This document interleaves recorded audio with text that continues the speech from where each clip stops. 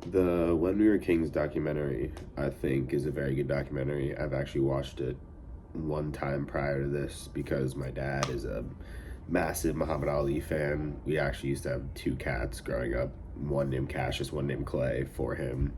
Um, and so this documentary I really enjoy. I think it really touches on how big boxing was at the time, to not only our country but everywhere, because it's kind of been taken over now by like the UFC, just because of the way boxing is kind of set up, like all the things behind it, nothing to do with like the sport, but then also touching in on just kind of like the African factor of like Ali and him going there and the people loving him, and then how Zaire I think it's pronounced. I'm kind of forgetting.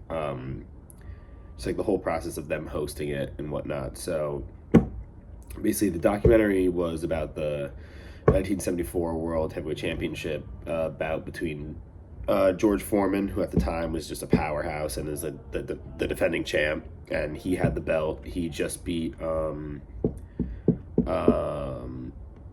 it'll come back to me, but he had just won the title, and now this is a time where Ali, he had went to prison because he didn't want to join the army and served his time doing that, and then now he's coming back from boxing, essentially being like, I'm still the guy. The film though took actually 22 years to eventually be like edited and financed and then come out. So it was released in 1996, but it was based on the 1974 World Heavyweight Championship. The match was hosted in Zaire, which is a country, and Don King set up the whole fight. And the whole thing was like Muhammad Ali wants to get paid $5 million. And so Don King set it up, and Zaire agreed to do it. They put up $10 million of their own money, which at the time they did not really have. Like the ruler, the dictator at the time, just agreed to do it because they agreed to host it because it would bring like publicity to their country and kind of show, because at the same time they're having Zaire 74, which is a music festival where like James Brown and BB King were performing. So it was like they lined the two up, the festival, and then to follow right after was the match. So they thought it'd bring like great publicity to the country, and people would be able to go there and see, like, well, not necessarily people, but like the people who were setting up the fights in these festivals, what they could go there and see what the country is about. So yeah, it was meant to line up with Zaire 74, the music festival, but Foreman, while sparring during camp, he got a bad cut right above his eye, so they had to push the fight 6 weeks back, which kind of sucked for the fighters. Ali was in the documentary. You see, was very unhappy about it. He was not happy about it at all. He was just in the ring. You see clips of him in the ring during sparring, just like saying he's scared, he's running, he doesn't want it, like just talking crazy. But so yeah, they spent an extra 6 weeks there. Ali was definitely the home favorite, at least in Zaire. All the people there believed that he was like a true African, even though Foreman was darker than Ali, like by actual skin tone. The people there loved him, just constantly screaming Ali Boombaye, which I'm pretty sure means Ali kill him. And they were just all, Ali fed into it. You see clips of during the fight, he's just like in his corner screaming that, and it's just 100,000 people screaming that back to him, which, I mean, I don't know. George Foreman, that's not something you want to walk into a stadium with 100,000 people and not one of them rooting your name.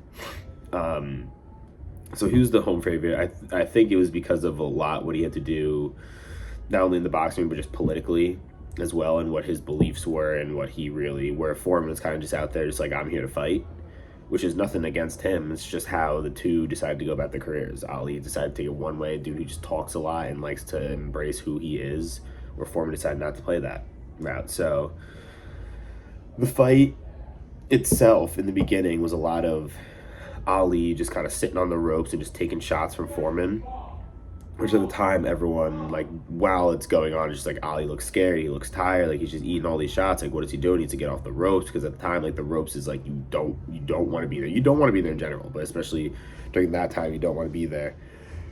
But Ali, with the level of greatness that he is, it was a plan to wear Foreman out because he knew that Ali's whole thing was quickness, and I can go the distance. I can go as many rounds as you want. Like, I'm gonna be here up in your face all day.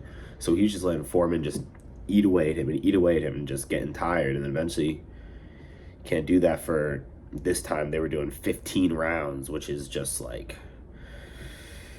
So Foreman eventually got tired. Ali just starts teeing off on him, just getting in clean punches, just dancing around doing his thing. And now Foreman can't do nothing because his arms are gassy, just throwing haymakers for 6 rounds. And now Ali's running around him in circles, and he's like, what is going on? Ali eventually drops him. And then there's the kind of $1 million shot of when Foreman's falling and Ali's just like looking right over him. And yeah, the film touches, the documentary touches on a lot of cool aspects. You get to see how 2 people of that greatness status in this realm of boxing, how they operate, how they move, like why they did what they did.